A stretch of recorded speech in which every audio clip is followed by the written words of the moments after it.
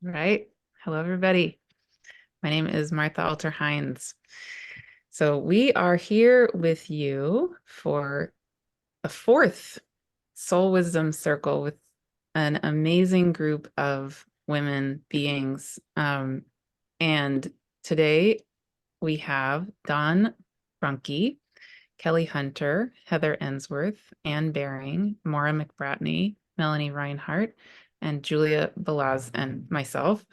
And if you have watched these other circles that we've been holding, you'll remember that the purpose really of these circles is to invite you to be here as part of the wisdom of existence that is you, that is us, that is the community, that is all of us, and the sacred circle that is those of us here on this recording, but also that includes all of you. So I would love to, as usual, invite you to feel yourself coming present here with us. And also, you might remember that in the other videos, we've been taking turns facilitating these circles. And today is going to be my turn. so I'm both opening and facilitating today. But in the next circles, we'll have other people facilitating like we have been before. And today we are recording this just after the September equinox, the Libra equinox. So today our theme is going to be balance, which is a very equinox related theme. And as we start this circle, I'm going to lead us into a guided, channeled, very brief meditation regarding equinox. But I also want to say that even if you're watching this video anytime in the year, whether or not it's near an equinox, of course, these themes are relevant always.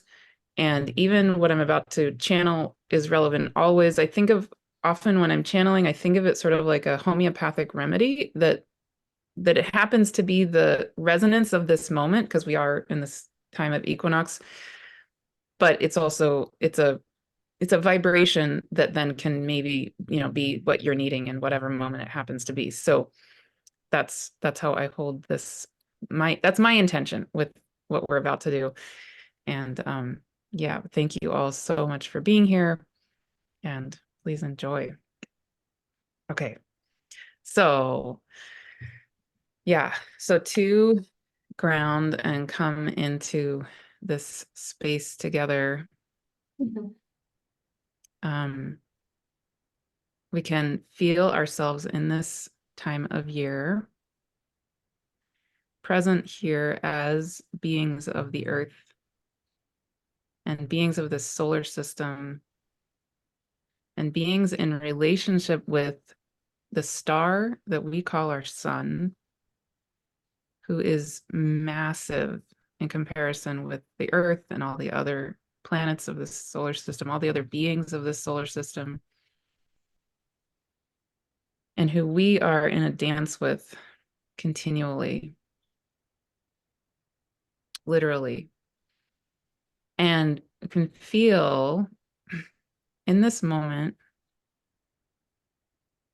how at this time of year, it's the one out of two times in the year when the two poles of our earth, in a sense, are held equally in relationship to the sun.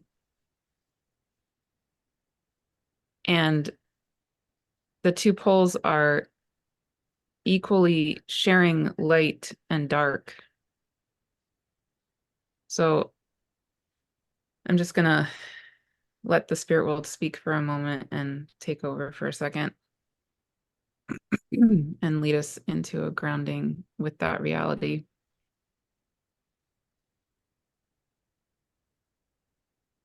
Okay, so hello and welcome. And like Martha said, we're in this time of equinox, and so we would invite you to imagine and feel yourself as the earth itself, as a being that is earth and therefore, in a sense, is the earth, because your body is made of the earth, and the earth is made of the solar system and of the cosmos. So imagining yourself as this being that is the earth, you can feel how at this time of year in the two equinoxes, the relationship of the earth to the sun is at a particular moment in its dance that is powerful and healing in a very specific, particular way. So we invite you to take a long, slow, deep breath and feel how at this moment in the year, you can imagine, in a sense, the energetic, the vibration, the energy of the sun, which is always extending throughout the whole solar system. That energy of the sun, imagine it moving to the earth in a sense like an embrace. And you can imagine two hands gently and powerfully holding either end of the axis of the earth. So you can imagine one hand on the North Pole, one hand holding the South Pole, gently, powerfully, similar to if you've ever had a craniosacral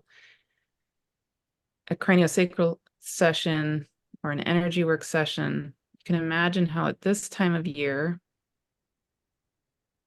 the sun is has one hand gently holding the North Pole and one hand gently holding the South Pole in equal balance and harmony. So at the time of the solstices, one pole is getting more energy and attention, in a sense, from the energy of the sun than the other pole. And that has a particular medicine and a particular purpose in the dance between the earth and the sun also. But at this time of year, one way to feel this is similar to a craniosacral hold or a polarity hold. So again, you can take a deep breath and feel one hand of the sun gently holding the North Pole and one hand of the sun gently holding the South Pole. And take a deep breath and just let yourself deeply, deeply, deeply relax. Feeling yourself being held completely, equally, with day and night in equal balance, north and south in equal balance, and the totality of your being held and acknowledged, and the balancing and the healing that can arise in that holding space.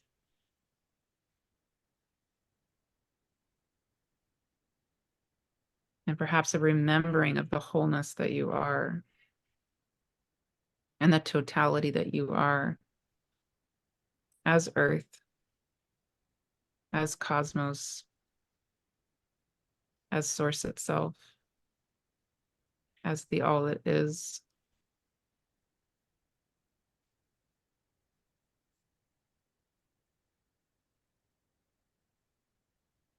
And that wholeness and that totality is always true, no matter what time of the year it is, of course.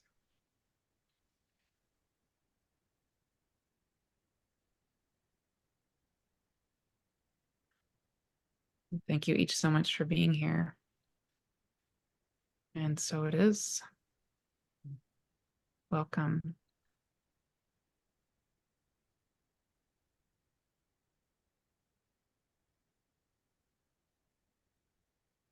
All right. So we have this theme of balance. Um, and I think, Dawn, do you want to go first? Yes, yes, I do. So I would like to share two short dreams that I had about a month ago, just about a month ago. And the first dream happened in the very early morning. I was kind of in that liminal state between sleeping and dreaming. And I was stretching. I was feeling my lower back, which I had had a lot of body work done because it's kind of the weak area in my body. And I was just wondering, I wonder if that back is kind of healed. If have we found the core of that? And I was just thinking that thought and I fell asleep. And in the dream, I'm above my body. I'm hovering kind of in a distant, foggy space. It feels like maybe Scotland or Ireland. You know, I'm high, I'm about 10 feet above the earth. It's very mountainous, craggy. There's boulders and rocks. And I think, oh, that's my back. That's my back down there. But it's also a place on earth, right? And it's wild and rugged. And I see that there's a crack between two boulders. It looks like kind of a cave, like a vertical cave. And so I go down, I'm on my knees, and I start to pull at the rocks to see what's inside. And I hear a rumble from the earth, and I feel a thrumming, a deep thrumming from the ground. And it's also from within myself, just this rumbling. And then there's the sudden presence of dragon. It's this ancient dragon that comes out of the cave. It's huge, it's dark and mossy. It's kind of has bright green and gilded scales, and it rises up out of the earth and then comes down on me. I'm looking at it. I'm looking at it. It's opening its mouth as it's lowering itself down. And I'm not really scared, but I'm thinking, is this a good dragon? Is this okay? But the dragon comes down. It comes over, it comes over me. It's swallowing me. And as it does that, I feel just this, I feel its confidence, huh? I feel I understand it's necessary and important, and that it comes down and swallows me. And somehow, as it swallows me, I'm swallowing it. I'm swallowing dragon energy. And when I wake up, I feel like, wow, I feel really strong, really powerful. And I feel that, and not so much heat, but the symbolic representation of heat, of just being creative and strong and self-contained somehow. And and I know it's no small thing, huh, to be swallowed by a dragon. That's kind of a big dream, right? So I'm holding that dream, and I had a really busy day that day, so I didn't have time other than writing it down to kind of think of that dream or to make much sense of it. So the next night I go to sleep and I have another dream.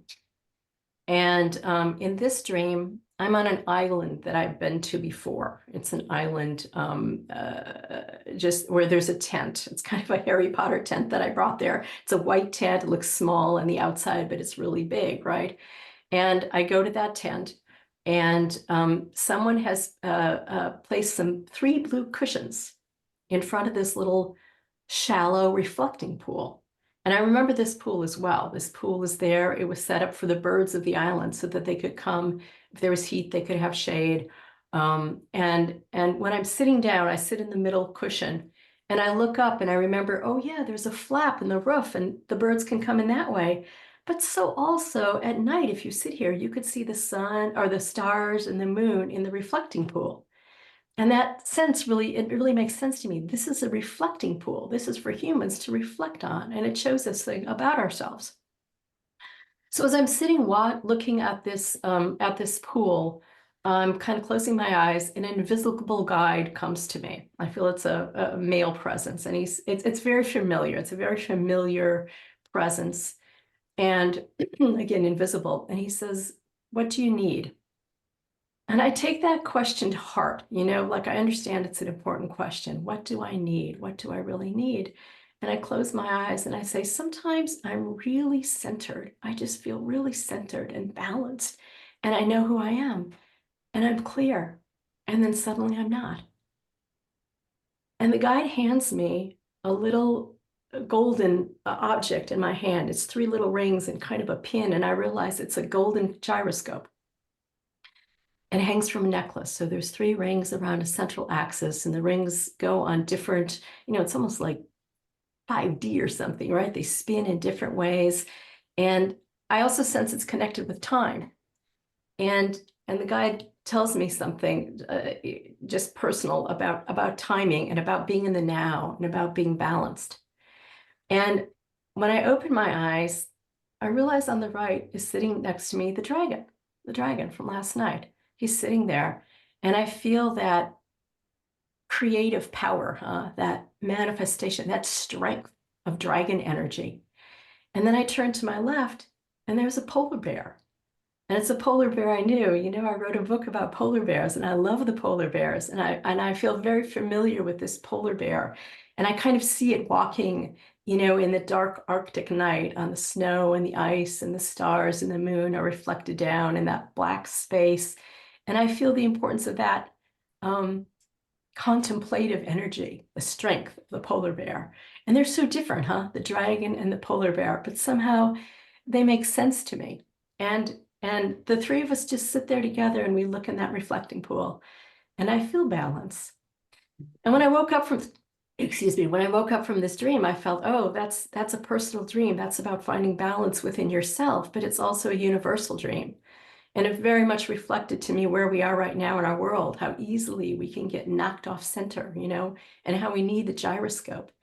And one thing I also felt about that gyroscope is that the guy put it inside of me, and that we all have a gyroscope. We all have this means to balance within us, and that we have that strength.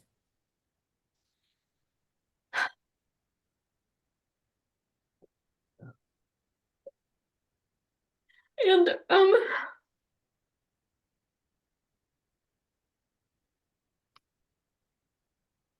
the reason this dream is so powerful to me now is because my husband passed away 2 weeks ago. And I realized this dream was such a gift, telling me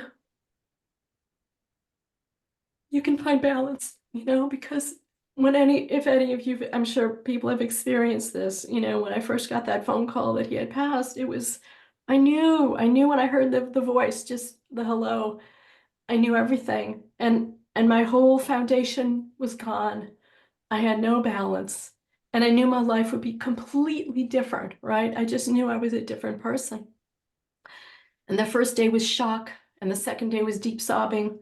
And the third day, I remembered the gyroscope, and I remembered that we have this in us. We have an inner strength. And my husband would say to me, you're stronger. You know, he would come to me every morning and he would say, you're stronger than you realize. You have this balance. So I just want to share with all of you this, and I feel like it was a gift. This dream was a gift, truly. And for everybody watching too, that, you know, I think we're probably going to go through some more stuff, some more of our foundation being pulled, and that we do have that inner gyroscope. We do have that inner strength, and we have each other. You know? Yeah, we have each other. Yeah. Thank you. Thank you. Thank you, Dawn.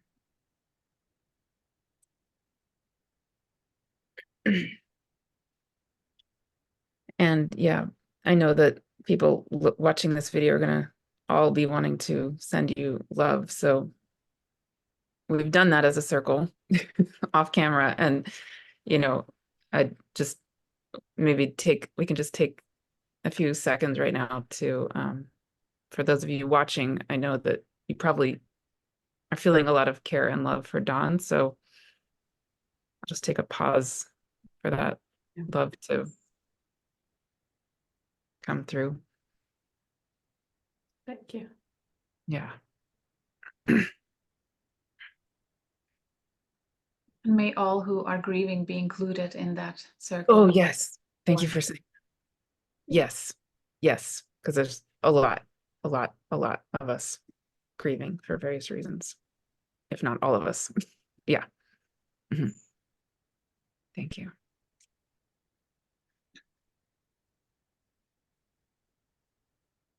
Okay. Mora, do you want to go next? Sure. I'm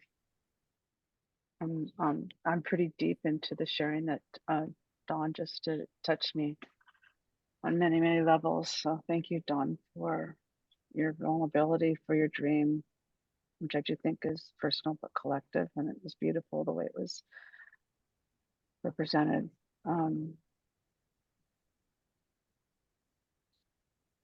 So I wasn't going to really say, but I understand that shattering, that nothing's ever going to be the same, because I lost my husband, but it was now almost 9 years ago. I can believe that. It's been a long time, but it feels present still, but not in the same way. But he's with me, like you've talked about your husband, and it helps so much to be able to contact through the love that was there on this side to the other side.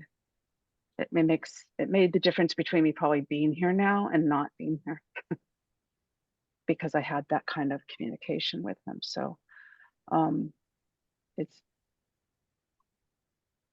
I guess that's one thing I would like to say. You can contact people on the other side, everyone. It is possible. It is, in fact, essential if you can. Those that you love are there. They don't leave. They stay with you and they protect, and they keep giving you information if you're open to it. So in your grief, if that's what you're experiencing, there is solace from the other side. And I suppose in some ways that is a kind of a balance too. We're in two worlds. It feels like we're in two worlds, but in some ways we're not. There's a connection between the two. So that continues.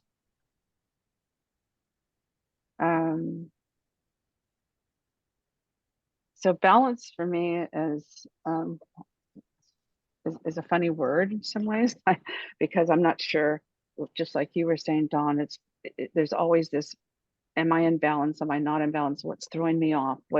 What's making, but is that gyroscope, that place we come back to where there's that center.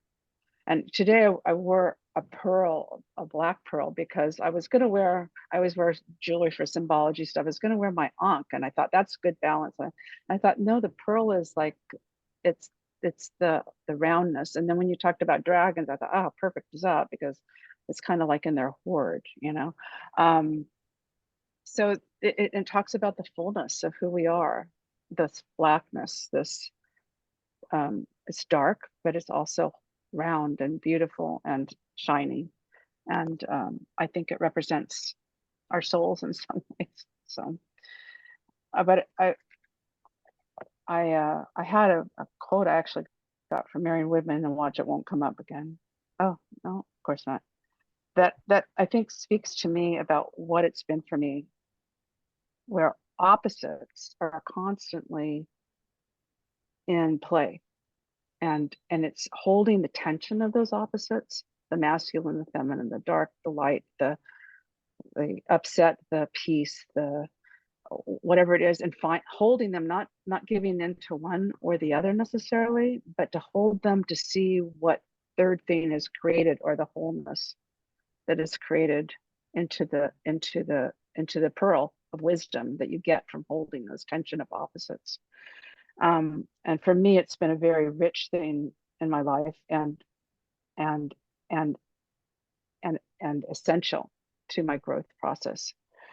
And so this is from Marion Woodman, and she says, whether we like it or not, one of our tasks on this earth is to work with the opposites through different levels of consciousness until body, soul, and spirit resonate together. And I think that's I love her anyway, but it's just so profound, because that it is a constant life work of balancing and finding equilibrium. I looked up balance and equilibrium too. I said, is that the same thing? And it kind of is and kind of isn't. Equilibrium is moving all the time and kind of a dynamic. And in our bodies, if there was a static equilibrium, it said we wouldn't be here. So there's this constant readjustment, like with the gyroscope, right? Constant readjustment of where do we find our center? How do we find our center? How do we honor the opposites within us? How do we honor all the different parts of ourselves so that we can come into a wholeness, so we can feel our oneness with everyone else and ourselves? And it's a lifelong work. It's lifelong, at least I found that. So I guess that's basically what I want to bring today. So again, thank you, Dawn, for your sharing.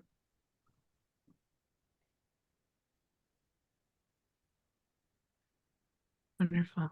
Heather, would you like to go next? This is a powerful, profound, sacred circle and conversation that we're in. Thank you all. And along the lines of what you both have talked about, I really feel like the deeper meaning of balance is Libra, is that principle of Maat, that ancient Egyptian understanding that everything is meant to be in right balance, right harmony with all that is. And it's hard to be in balance in a world that's so out of balance. And as you were saying, Dawn, I think that's that constant dance of how do we come back into alignment? How do we keep coming back to center and find that balance within ourselves? And I truly believe that ultimately we won't have balance in the world unless we each work to have balance within ourselves. Thich Nhat Hanh says you can't have peace in the world if you have war in your own heart. So we each need to find that path to balance. And it is about right relationship. And I think we need that to find that right relationship within ourselves. And we can also support each other in that. And I honor the way in which in this circle and in our connections with those of you who are also present, we're finding that way of being in right relationship with each other. And as I'm thinking about how do we find that path to balance, I want to honor the wisdom in this circle and what I've learned from each of you. And I want to honor in today, in particular, some of the wisdom that I've learned from 3 of you and how that guides us in this path to balance. And I so honor your wisdom and your awareness that we can't come into balance in this time unless we reweave the sacred feminine with the sacred masculine. That is why we're out of balance in the world and out of balance within ourselves. And honoring that sacred feminine is about honoring our bodies, honoring the sacredness of all of life, coming out of disconnection and separation back into right relationship.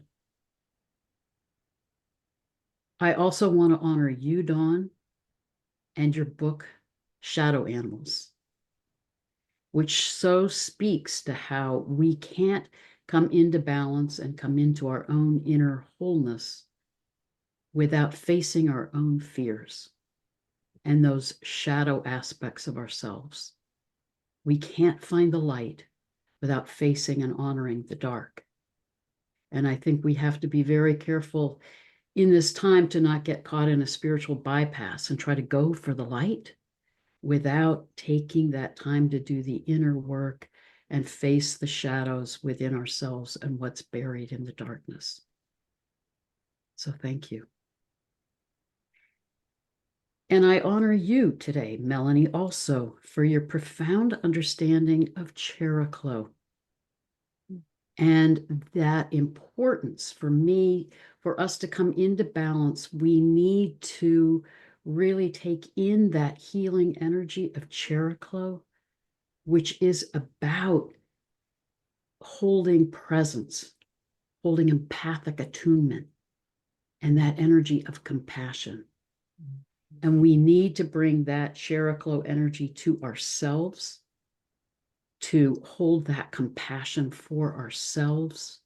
Then we can honor the wholeness of who we are.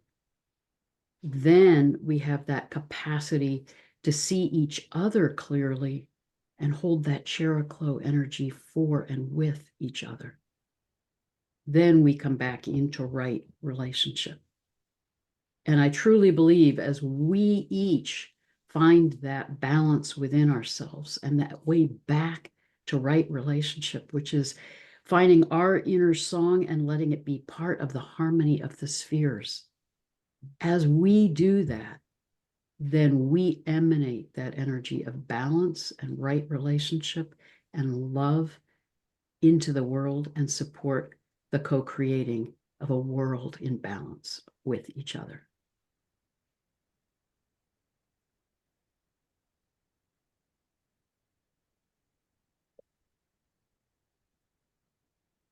I second all of that.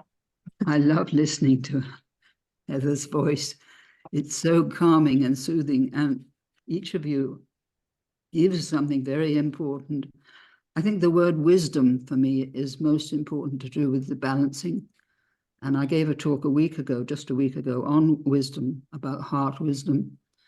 And I invoked the wisdom of Solomon, who 3,000 years ago, he said, I called upon God, and the spirit of wisdom came to me. I loved her above health and beauty, and chose to have her instead of light, for the light that cometh from her never goeth out. It's a lovely thing to remember that phrase, the light that cometh from her never goeth out, to invoke the spirit of wisdom as we're trying to find balance in this very frightening and discordant and insane world in some ways. So to keep the balance in the midst of that chaos is very difficult.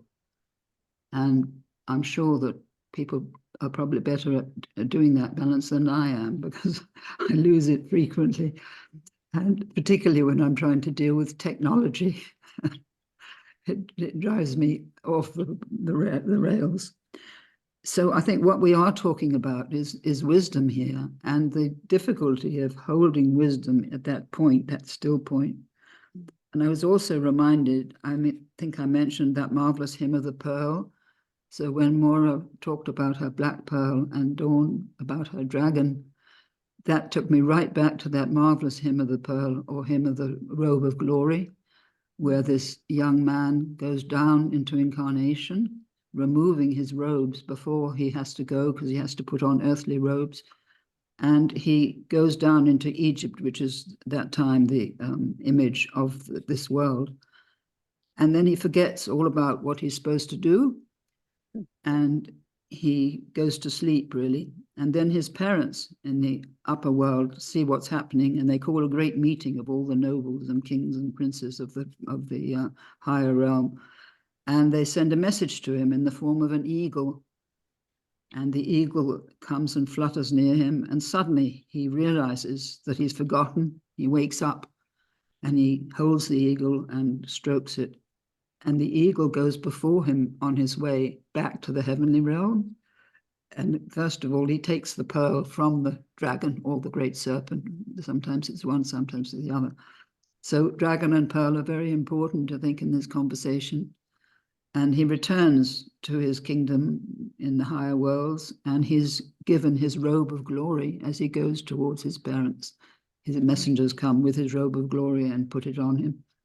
And he remembers who he really is.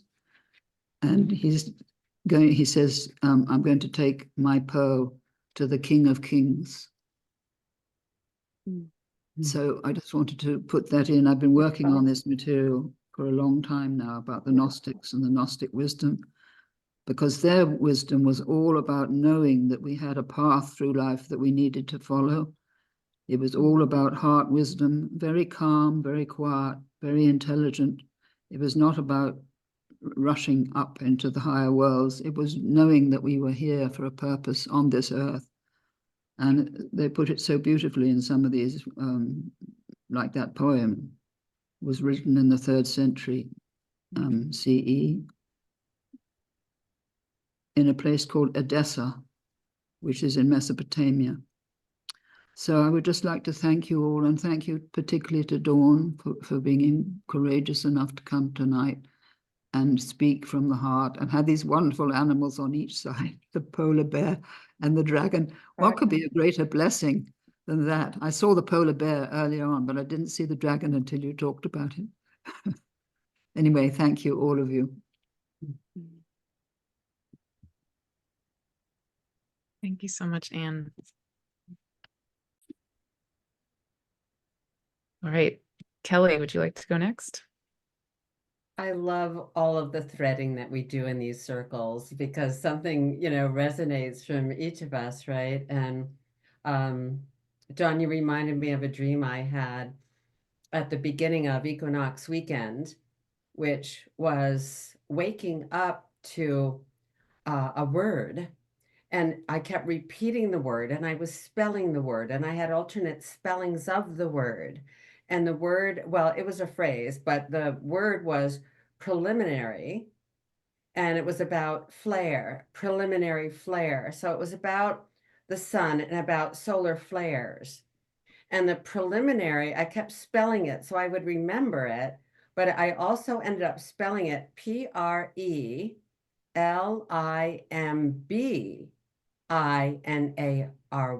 preliminary, like relating to our limbs. And I like that in terms of the balance, because here we are, kind of, we have these two halves, and we have the equinox with the scales of Libra. And, when I'm thinking Libra, it's never like the scales are like perfectly balanced all the time. And even equinox is just like that one day or so. I do believe it's extended this time because we are in eclipse season, and we are going to have a new moon annular ring of fire solar eclipse in Libra, which I think extends this whole theme of balance and extends the theme of equinox and how the balance keeps shifting. And when we can stay in our center, that shift doesn't go wild.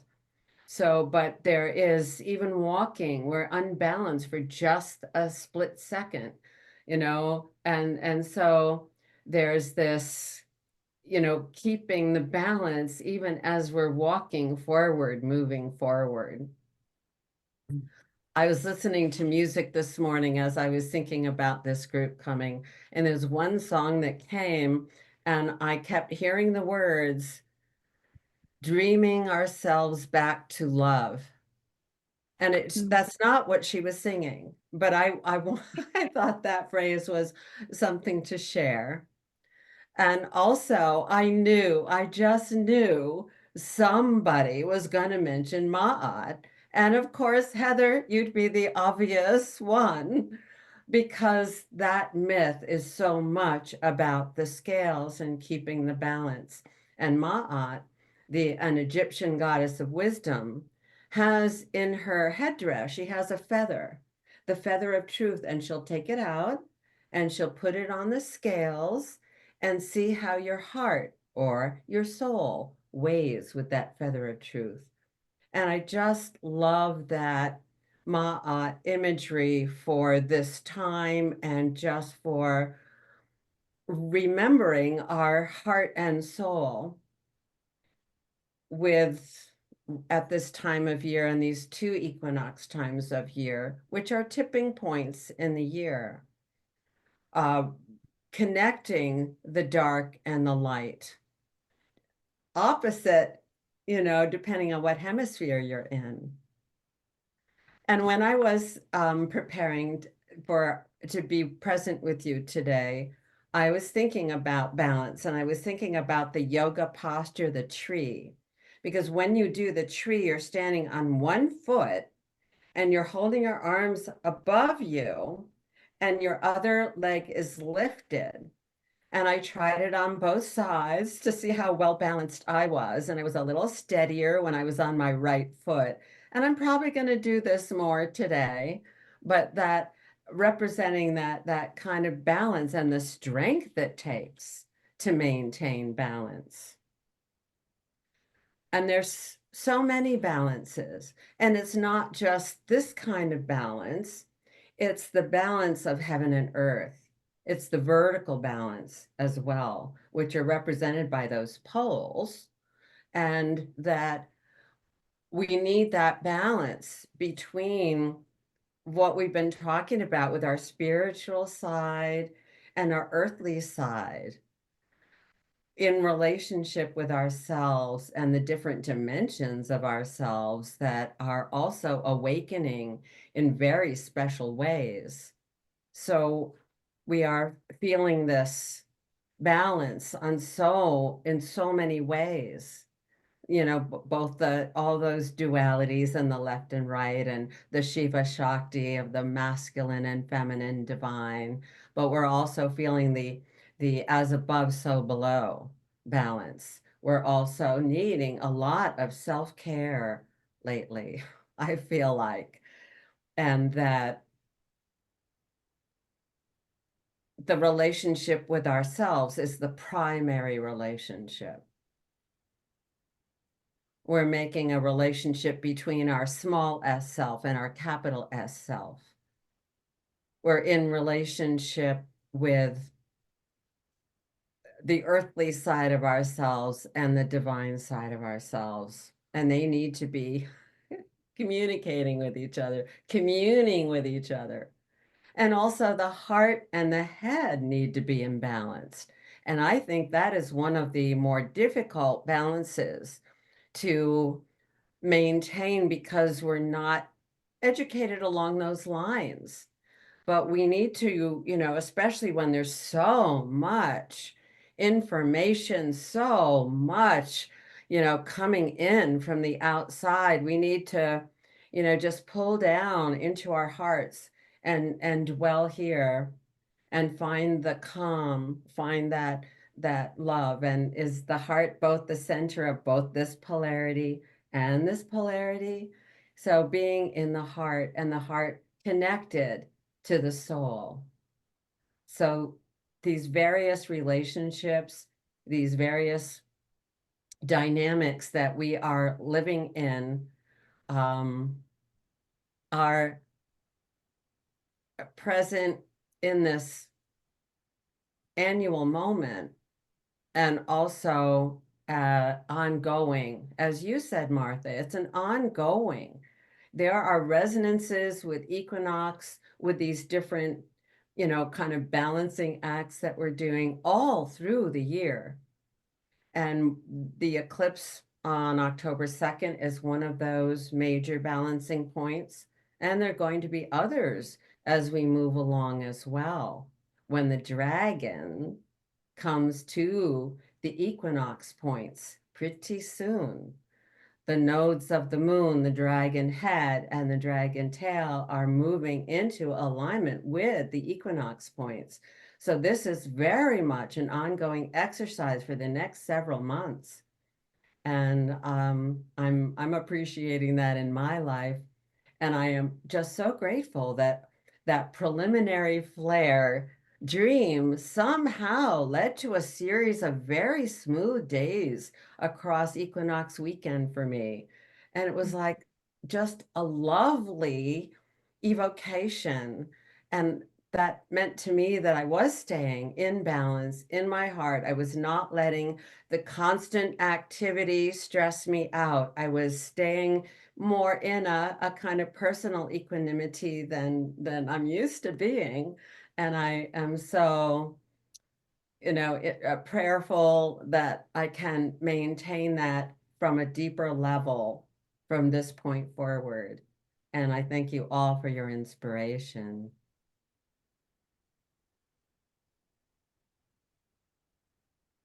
Thank you, Kelley. Yeah, I think it's really interesting that this eclipse season and next eclipse season, the equinoxes are right in between the two eclipses and playing a really interesting role. Yeah. So Melanie, would you like Melanie's camera is having issues, but she's here. She's still here. Would you like to go next, Melanie? Sure, I'll go next. And really appreciating everybody's sharing. It's very touching and wonderful. So certainly the theme of balance has been with me very strongly over the last period of time. And you can't see my face at the moment, but I'm kind of grinning because a lot of very funny things have been happening to me.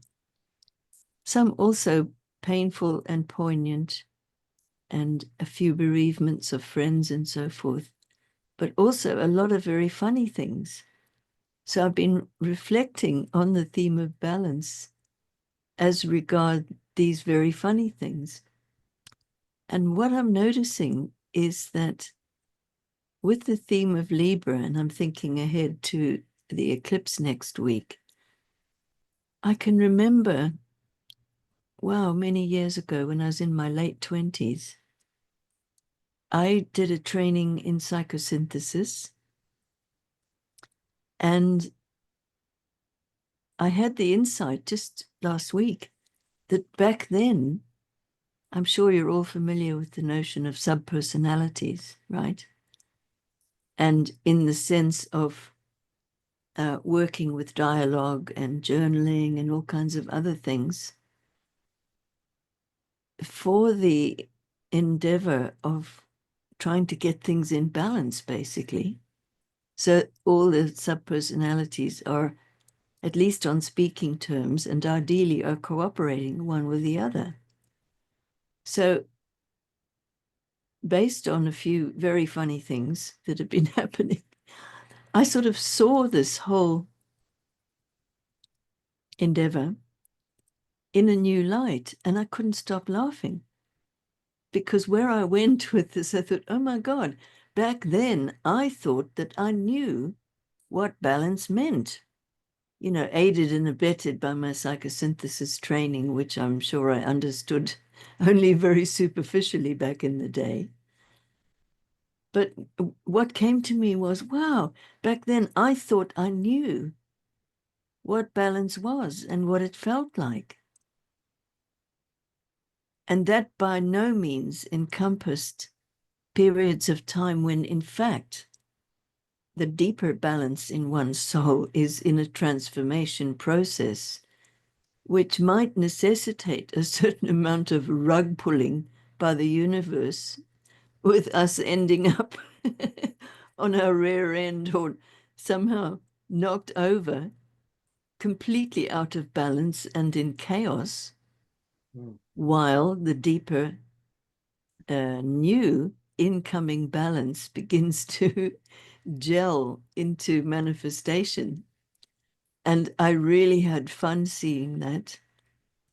And where it took me was to many really hilarious things that have happened over the last period of time. And now I can see it in this, in the light of this notion of a deeper balance might just upset the apple cart completely for a period of time as it's coming into our lives.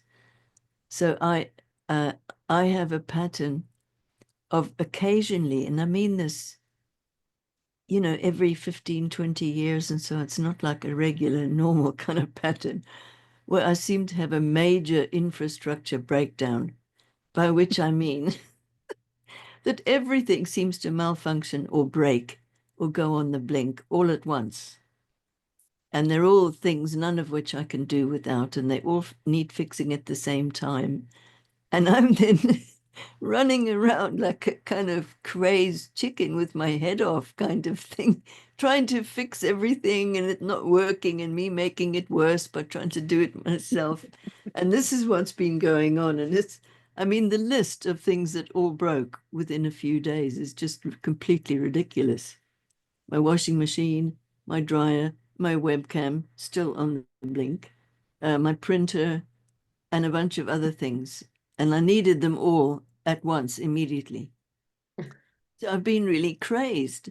And the more crazed I got, the more funny it all became. So it's been just completely hilarious.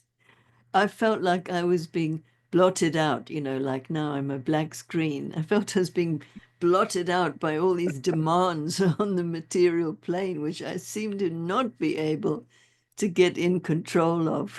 And I ended up just sitting laughing and laughing and laughing because it all seemed so funny. And just, you know, the idea that the recognition that we all have an idea of how things should be, even subtle things like balance or what should be happening. And most of the time we have a pretty limited view of what's really, really, really going on in our process. And the art of kind of sitting and waiting for that clarity to appear is something by which I take great solace when everything goes into chaos, you know. So I thought I would mention this apropos of balance. And I do remember I had a very Libran friend once who said to me, when people think of Libra, they think of the endless balancing to and fro of all the scales. But what they should be talking about, this friend said, is the pole in the middle on which hang the scales. And I never forgot that because it seemed like such a simple and yet eloquent understanding of that very symbol, you know. So I will chuckle off into the dark now. And thank you, everyone. Yeah, we were saying how perfect it is in a certain, I mean, I would prefer to be able to see your face and you're laughing, but in a certain sense, it's perfect, I'm sure. Well, thank you. Speaking from source, the galactic center. Oh, right. Yes. Yeah, right now the sun is right near the super galactic center, so maybe that's where you're coming from. I don't know. The world. Okay. Oh yeah. Julia. Thank Thank you, Melanie. Thank you all. I always say the higher you go, the greater sense of humor you will start feeling and sensing and channeling. So that may well be the case too. Before I go to my offering, I realized as I listened to Dawn's dream about a dragon and a polar bear that there may be deeper layer of symbolism with the dragon constellation being, or the Alpha Draconis, the Tuban being the North Star thousands of years ago, perhaps when pyramids were built. And now it's the polar bear, the North Star is the Polaris. So it may be the Alpha and the Omega, and coming full circle and finding balance in understanding everything we learned along the way. So there may be more for contemplation. And so thank you for bringing that in. Beautiful. Beautiful. So the sentence that I wrote to kind of help me find my trail here was that next to love, balance is the most important thing that helps us develop all the virtues. And I felt like, could it be that balance next to love is the most important thing? And I'm so glad when Anne said balance is wisdom, then it made perfect sense. Of course, next to love, balance, wisdom is the most important thing. And what is required for us in order to keep the balance, and someone may have mentioned here before, is the ability to recognize when we lose it, right? And then being able to contemplate and reflect and find courage to either let go of things or hold on to things to help us keep the balance. And for me personally, what really helps me find clarity and in my contemplation is astrology. I really want to, or feel guided to, bring astrology to as a gift to anyone who may need that as a valuable tool. And on any astrologer's journey, I believe the moment when we realize that the 12 archetypes of the zodiacs are working in relationship with one another, with their opposing sign, that's when we really get to the treasures and the gifts and depths of the deep meaning and profound transformational wisdom that comes from it. And the book that helped me understand this and really broaden and deepen my understanding of the 12 archetypes is the wonderful book by Jan Spiller, Astrology for the Soul. I highly recommend it to even a complete novice to astrology. You don't even need any software because Jan lists the dates of your birth, where you can find out where is your dragon head and your dragon tail, your north node and your south node that symbolizes the key signature of your soul's focus as your soul evolves over eternity. And I found that to be true as I was facilitating quantum healing, hypnosis sessions, regressing people to different times, people who regressed multiple life stories in their session. When I looked at their natal chart, their south node, the dragon's tail, was perfectly in alignment with the theme that were revealed in their past lives. I really wholeheartedly believe that we are, as a soul, focusing on a theme that, by the way, can be quite rich, because you not only have the zodiac sign on your north node and the opposing sign on the south node, but you're also looking at the houses, the positions where the nodes are located in, the life areas that you are developing, mastering, or balancing. And it's always about balancing the two and finding the pole of the scale at the center. So it can be a wonderful, wonderful tool where you can really get to know yourself better.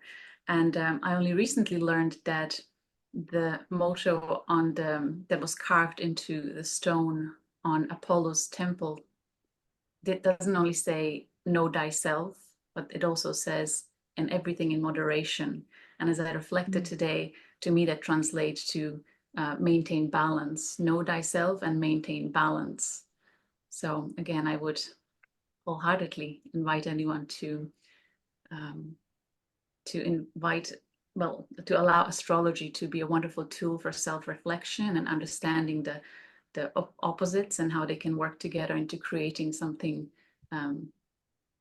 powerfully magnetic, recentering, peaceful, joyful, and all those wonderful things that come with it. So that's my share. Thank you all for being here. Thank you, Julia.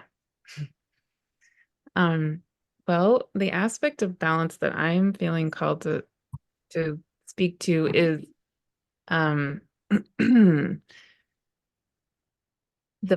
the balancing in me, and I think for a lot of us, in holding space for both being the vulnerable human being that we are, and then also being this wise being who has incarnated on the planet to serve, right? I think most of us who are listening, who are part of this circle and who are listening to this video, you probably feel some calling in you to be of service in this time, and that you have incarnated because you are meant to be of service in this time, etc.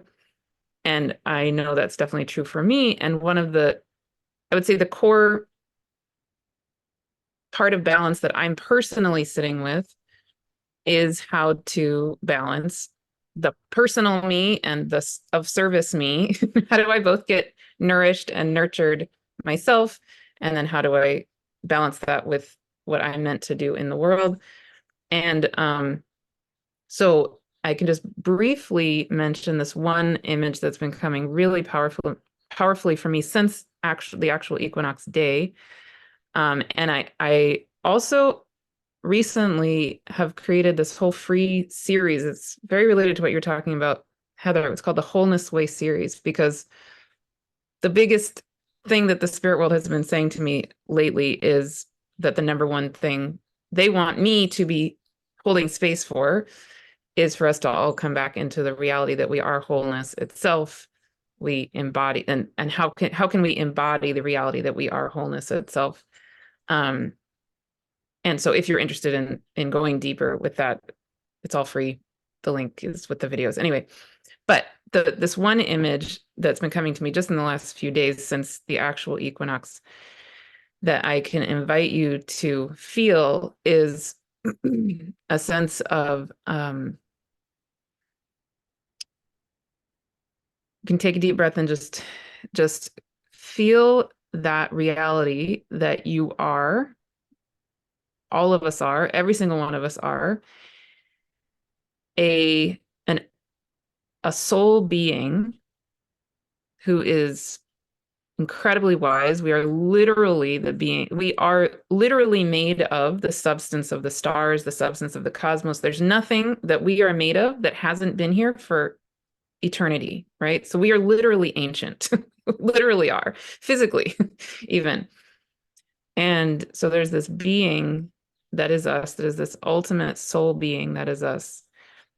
And then you can imagine, so you can feel that being that is you. That's just true. It just is.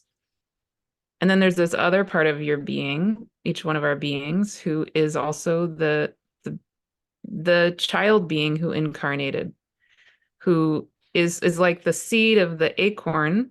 I mean, the seed, the acorn of the oak tree, where imprinted in that seed is the wisdom of the knowing of what it's meant to become.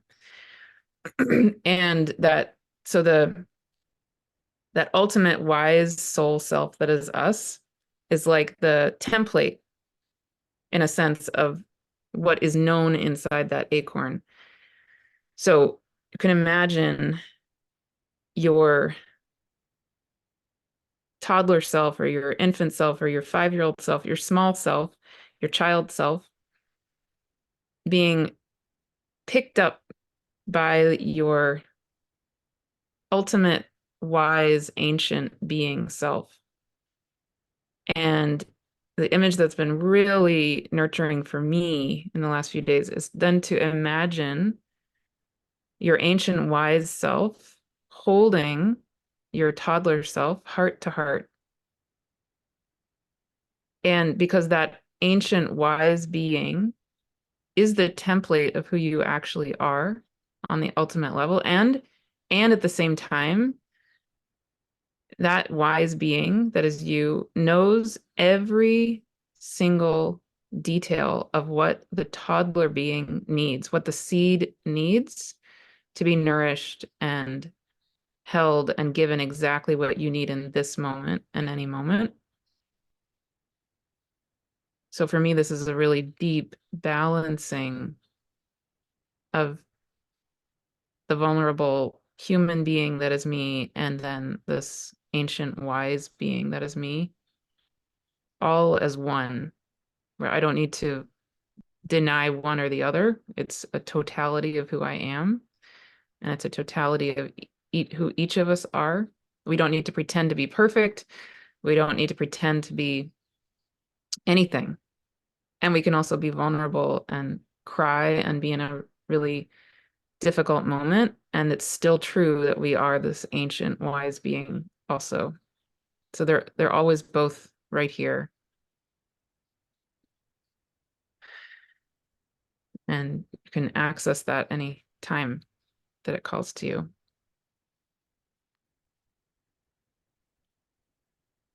Yeah, so that's just a brief gift to me this week. And so I offer that if it happens to feel good for you. Wonderful. I think we've all shared. Yeah. And we're technically at our time, but is there anything that wants to be said before we close?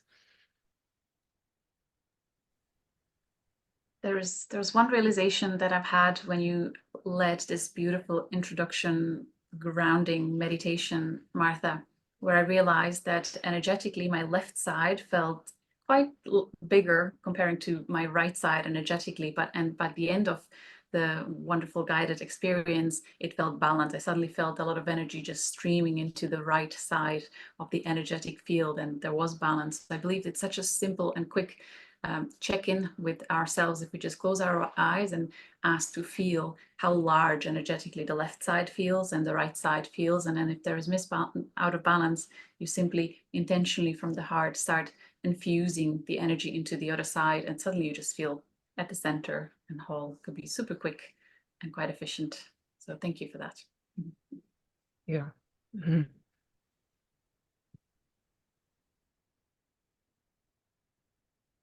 Anyone else?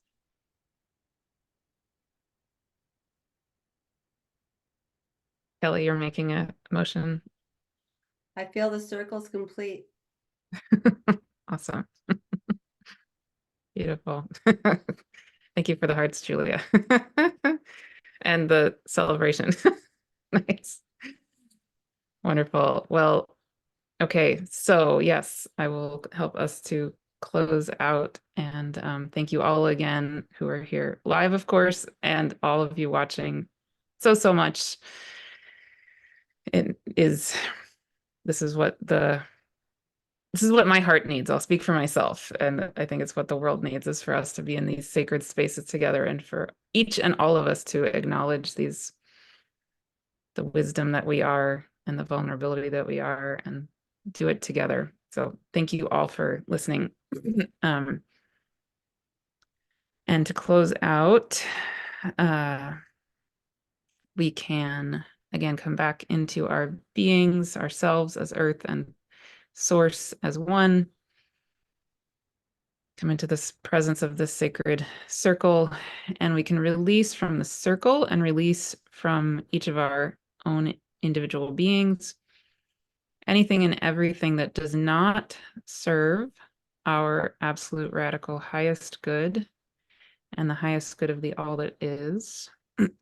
And we can allow to anchor in anything and everything that does serve the absolute radical highest good of ourselves and of the all that is. And we can feel the particles of light that do serve the absolute radical highest good permeating ourselves, nurturing us, nourishing us, giving us exactly what we need individually, collectively. And we can feel those particles of light permeating this circle, permeating each and all of you listening, participating, being present here with us through the recording, and those particles of light going through all of time, all of space, permeating this entire world, this whole planet, every dimension, plus everything, everywhere, through the whole time-space continuum and beyond into the void. And we can feel the powerful beings, many infinite benevolent beings holding the space, just like that Cheroklo energy that Heather was mentioning, holding the space for the entire time-space continuum so powerfully with infinite love forever, that even as things feel and seem unbalanced, that Cheroklo unconditional love presence it just is. Thank you each so much for being here. And so it is. Amen.